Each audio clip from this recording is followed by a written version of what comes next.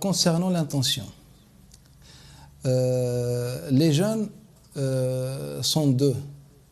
Les jeûnes sont deux. Il y a un jeûne qui est précisé, un jeûne qui n'est pas précisé. Qui est précisé, par exemple, comme Ramadan, on sait que le mois de Ramadan, on jeûne les 30 jours ou les 29 jours, c'est-à-dire le mois. On a un jeûne qui n'est pas précisé. Par exemple, quelqu'un il a quelques jours à rattraper, mais il n'a pas encore une idée sur le jour exact où il va les rattraper, etc. Donc, on a deux formes. Le jeûne qui n'est pas précisé, là, il a ses conditions concernant l'intention. Le jeûne qui est déjà précisé, comme par exemple le mois de Ramadan, au principe, il n'y a pas de divergence entre les savants de l'islam, les écoles, que l'intention est obligatoire. Mais la divergence se trouve dans le moment de l'intention et la validité de l'intention. C'est-à-dire, dans l'école hanafite, comme Ramadan, on peut mettre l'intention jusqu'à l'heure de Dhuhr. Jusqu'à l'heure de Dhuhr. Il y a un autre avis qui dit à la fin du temps de Ad-Duha. À la fin du temps de Ad-Duha. Ala kulli hal. Pourquoi? Car Nabi sallallahu alayhi wa sallam, lorsqu'il a jeûné le jour de Ashura, il s'est levé le matin et il leur a dit on jeûne aujourd'hui. Il a ordonné de jeûner que dans la journée. Donc si le jeûne n'est pas valide, donc le prophète ne va pas ordonner. Car le prophète il leur a dit, celui qui a jeûné dès le matin, il continue son jeûne, et celui qui n'a pas jeûné, il doit jeûner à partir de ce moment.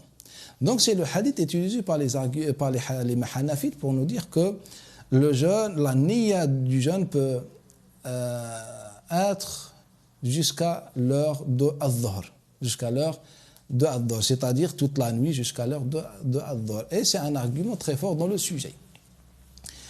Chez certains d'autres, comme par exemple les Malikites et les Shafi'ites, qu'un niyya commence, ou bien un niyya doit être mise avant l'aube, c'est-à-dire avant qu'on commence le jeûne, c'est-à-dire avant la prière de Subh. On utilise généralement dans ce contexte le hadith du prophète sallallahu alayhi wa sallam dans une version très shadda et très faible. Lorsque le prophète nous dit dans le sens la siyama liman lam yajma' siyamahum min al-layl, il n'y a pas de jeûne pour celui qui n'a pas mis l'intention dès la nuit. C'est un hadith qui est souvent rapporté, mais le prophète n'a jamais prononcé ce hadith. Le hadith, ça c'est une parole de Hafsa. Et certains transmetteurs disent que c'est la parole de Abdullah ibn Omar. Il y avait une grande perturbation dans ce hadith. Ce hadith, il le rapporte l'imam Abdullah ibn al-Mubarak, d'après Sufyan, d'après l'imam al-Zuhri, d'après Hamza, d'après son père Abdullah ibn Omar, d'après Hafsa. Certains d'autres, ils le rapportent d'après Zuhri, d'après Salim, pas Hamza, d'après Salim, d'après Abdullah ibn Omar, d'après Hafsa. Certains d'autres, ils le rapportent d'après Zuhri, d'après Hamza, d'après Abdullah ibn Omar, sans qu'ils rajoutent Hafsa, c'est-à-dire la parole de Hafsa. Il n'y a qu'une parole, ou bien une version qu'on dit, pas Shadda, précisément on dit Munkara. Munkara, elle est plus grave que Shadda, c'est-à-dire elle est vraiment dans le hadith mensonger d'après Abdullah ibn Abbad, et le rapport d'après Aïcha radiyallahu anha que le prophète sallallahu alayhi wa sallam a dit. Ala kulli hal, cette parole, ce n'est pas un hadith. Cette parole, elle peut soit être la parole d'Abdullah ibn Omar, soit la parole de Hafsa. Une des deux. Et de toute façon, la chaîne de transmission, elle est très perturbée. Mais dans aucun cas, on peut attribuer cette parole au prophète sallallahu alayhi wa sallam. Mais les autres, ils ont répondu. Ils ont répondu par rapport à la position de l'école hanafite. Ils ont dit que sans divergence, le jeûne de Ashura est abrogé. Donc comme il est abrogé, le fait que le prophète a recommandé le jeûne dans la journée est abrogé. Donc c'est la réponse des Malikites. Et puis ils ont dit, on a le hadith innamal a'malu binniyat qui est général. Mais les Hanafites, ils ont répondu. Là, on a une règle dans les fondements islamiques concernant l'abrogation. Abroger le hukm, le statut, dans aucun cas peut concerner le contexte. Ce qui est abrogé, c'est l'obligation de Ashura. La manière de jeûner Ashura n'a aucun rapport avec les textes.